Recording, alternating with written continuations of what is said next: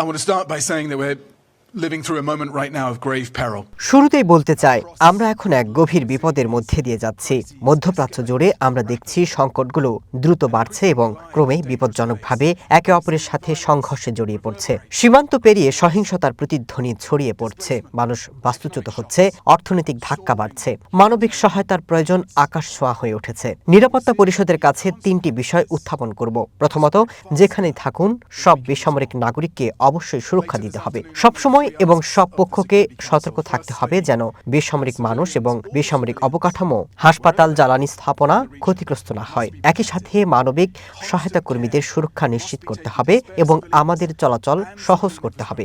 আমাদেরকে সমর্থন দিতে হবে যাতে আমরা অঞ্চলের যেখানে প্রয়োজন রয়েছে সেখানে যেতে পারি। আমি আবারও নিশ্চিত করছি যে প্রয়োজনে আমরা লেবানন, ইরান, ফিলিস্তিন, ইসরায়েল বা অন্য যে কোনো দেশের বেসামরিক নাগরিকদের সহায়তা করতে প্রস্তুত। যুদ্ধের সময় মানবিক সহায়তা কার্যক্রম পরিচালনা করা সবসময় কঠিন, কিন্তু এটাই সেই সময় যখন এর সবচেয়ে বেশি প্রয়োজন হয়। তাই আমাদের জীবন রক্ষাকারী কাজ অব্যাহত রাখতে সদস্য রাষ্ট্রগুলোর সহায়তার উপর আমরা এখন নির্ভর করছি। নিরাপত্তা পরিষদের কাছে আমার তৃতীয় আহ্বান হলো কৌশলগত, শান্ত, যুক্তিসঙ্গত, ধৈর্যশীল এবং আশাবাদী কূটনীতিকে আবারও সক্রিয় করা। আমাদের প্রয়োজন ঠান্ডা মাথার সিদ্ধান্ত।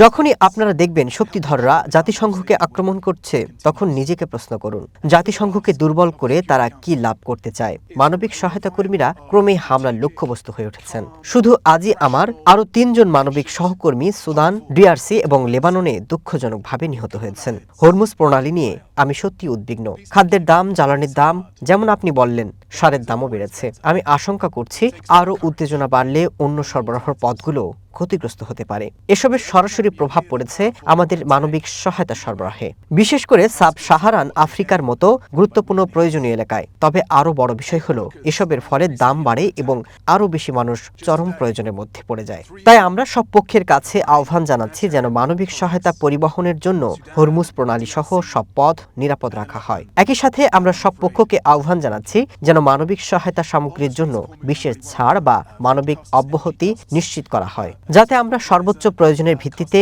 রাজনীতির ভিত্তিতে নয়, যে কারো কাছে যে কোনো জায়গায় পৌঁছাতে পারি। লাখ লাখ মানুষ এখন স্থানচ্যুত হয়ে চলাচল করছে। ইরানে অনেক মানুষ বর্তমানে দেশের ভিতরেই বাস্তুচ্যুত অবস্থায় রয়েছে। আমরা খুব কাছ থেকে ইরাক সীমান্ত পর্যবেক্ষণ করছি, সেখানে পারাপারের সংখ্যা বাড়ছে কিনা তা দেখার জন্য।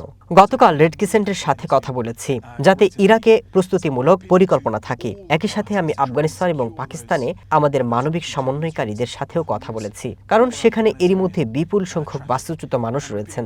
ফলে তার উপর আরও নতুন ঢেউ যুক্ত হলে পরিস্থিতি আরও জটিল হয়ে উঠতে পারে। We can reach anyone, anywhere on the basis of greatest need and not on the basis of politics.